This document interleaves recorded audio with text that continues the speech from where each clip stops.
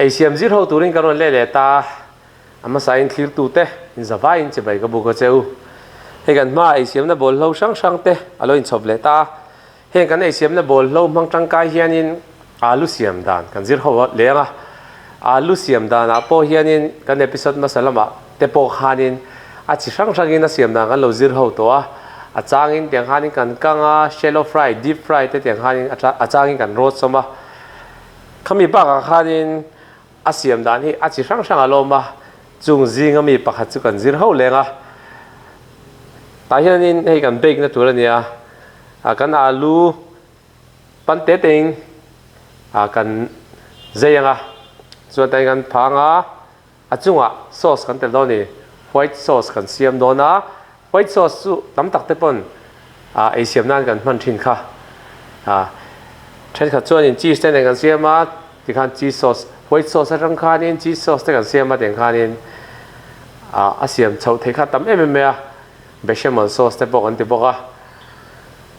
tin white sauce kan ti hianin a tirim tui tu kan ti hina a seasoning a ti tui tu te potila atan hianin a recipe yang chuan ti teng nutmeg te tiang khanin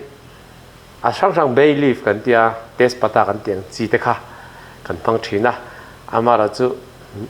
kan episode masala ma te po khanin kan lo mu to thinang khanin he shoina tum zinga poi mo chu mizo e le in choi sana mason zo kan kal thena tur ta na kan e le in ti ho sak kha atum poi mo mani wangin white sauce po hi mizo herbs kan ti don nge a ramdang a po an hmang ve mai thea kha kan hmang don ni leng ser kan hmang don na leng ser khanin kan white sauce kha kan tirim tui don ni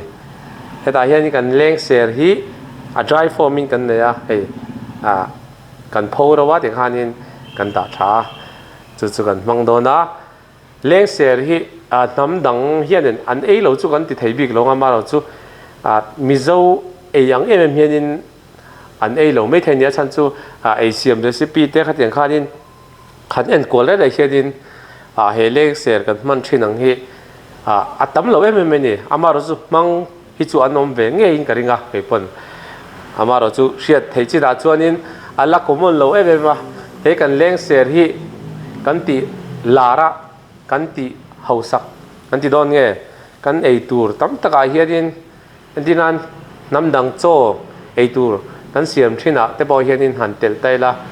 khanin arim ai tur ate sakha aron ti dang dor ve theni kha ron introduce kan ti don e ron mel shiat tir kan tum don ne chumi tur tan chuanin hei mena po white sauce siam nan leng ser kan mang dona nutmeg te khang bay leaf tespata kan ti vel mang lo khanin he leng ser rim tui hi kan white sauce siam nan kan manga chu kan alu chunga han kan lenga chuan oven a hian kan urmin don ni kan urmin tak ma khan hi bread crumb te kan leya indu chu cheese te po kan tel thenga cheese a po khanin a tel tur bik te om thina ni a recipe yang diak kan kal don chuanin gruyere cheese kan ti te khateng khanin kan tel thina hoina a chunga kan tel chan tur chu a crumb coat ang do turin hoina chuanin hei bread crumb kan hmang dona a chunga kan telanga chuan kan urmin don ni kan siam tak main eng siam na bol lo nge kan man don he potato gratin siam tur hianin enge kan man tur te enge kan tel don ti te in thlir ho ma saila a thau me he potato gratin siam na tur ta na bol lo te chu heng te hi nia la hian he alu kan le a kan alu hi akor kan vel sa he kan manga chuan bread crumb kan le a chuan he butter le maida kan le a he gram som be ve nia he ru kan siam do ni pasta kan episode ba salama ru kan siam po kha then kha chong alo shemei thea chuan he bo te kan le a heng pathum hi akina eting kan siam don enge kan tel ma sak don ti te po kan hu chho zelanga chuan he leng ser na ro khania hi arim tui em ya arimana hi kan soita ang khanin kan white sauce tirim tui tu tan khanin kan mangdona chuan hei chi le thing mar cha kha ni le mai ta an ei siam na ball lo te hi a simple a lak hom ol sam em a chuan tuna kan lo siam chho tran mop mop do nia ma sabera tan kan mei da gram som ruk khania chuan kan batar ne khanin chop do ni yan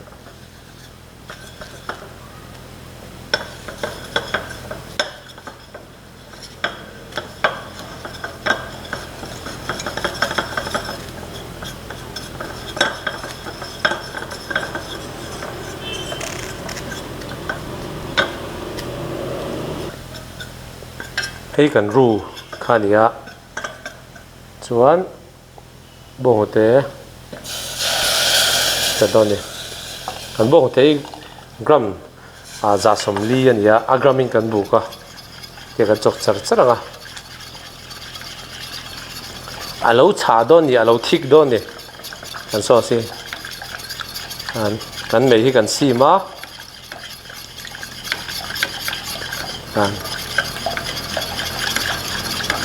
chok char charanga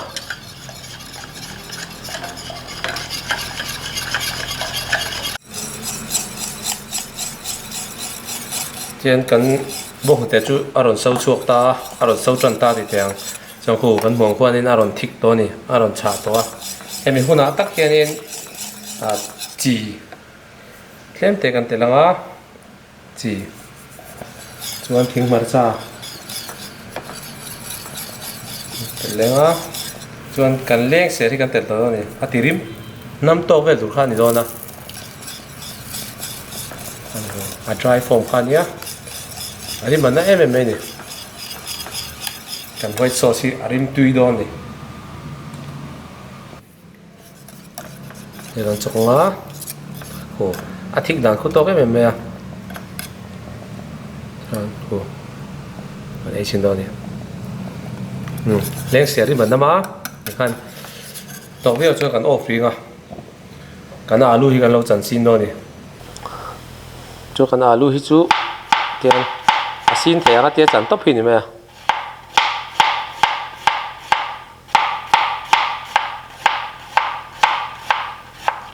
tian a din na lai turang hi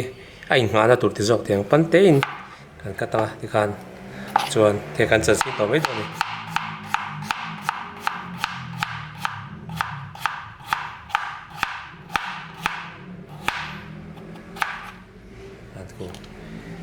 pandan hu en ruwa khate me kan alu kha kan lo sei tang kha nin ken kan lo danga kan big na tura hian ken ei thing mar cha ni a chuan hei chi ni a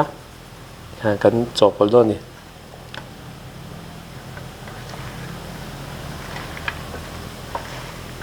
asan chu alu kha alo ve thei tla da ya gan da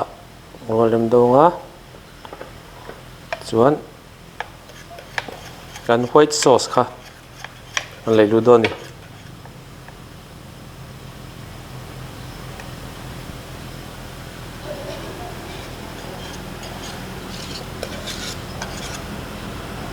kan hei kan white sauce kha ni a achunga hianin kan lo ngai thak tang kha ni tira kan lo ngai thak tang kha nin bread crumb kan tel do ni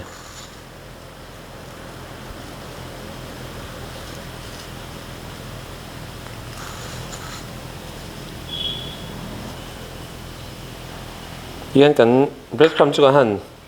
da kwal ta chuan a finish nan ti teng hian kan leng ser kha da le don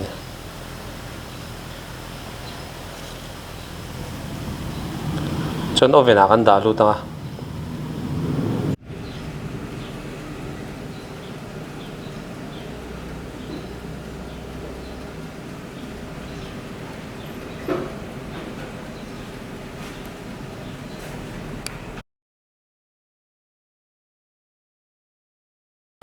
kan potato gratin po malo minta hai tuna hianin minute somli pangavel kan urtoa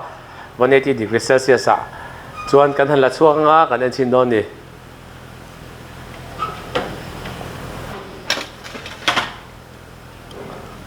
konya ai rong hi a gratin ani na san khan ya du chuan cheese te po an mang thea maro chu hei chuan bread crumb kan mang hei an leng ser khan ya rim tu em me chuan kan han en chinang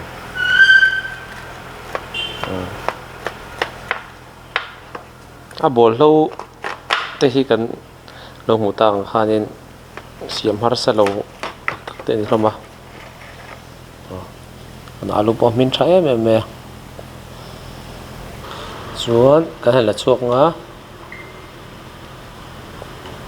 kan han la chuak nga awan min tha em mi kan muang hianin hei kan sauce kha ni a chuan hei kan bread crumb kha ni a hei kan alu te poi min tha em me a ro min tha tu ko ni ei chin na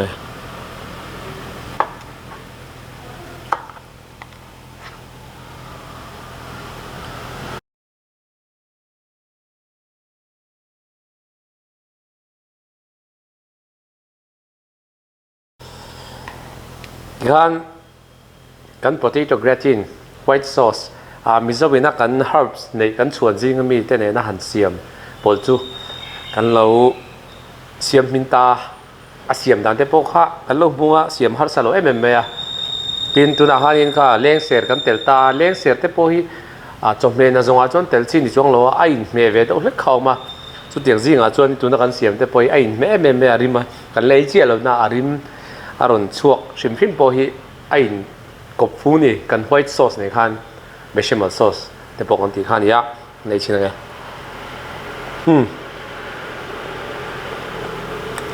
avai me te ngen chuan indu chuan in cheese te po in tel the ka ti kha cheese te in tel anga den khanin ati kwal la siam kwal ze the ni ti khan lo siam ve le ula lo tang kai pui le ula in tan mal som na lo ni se he dish in lo thiam ve pe lama mizo te na e le na ma kan son pui na tur alo ni zel the na turin in tan mal som na lo ni le box selang chuan shokane le huna ai mele thau don ya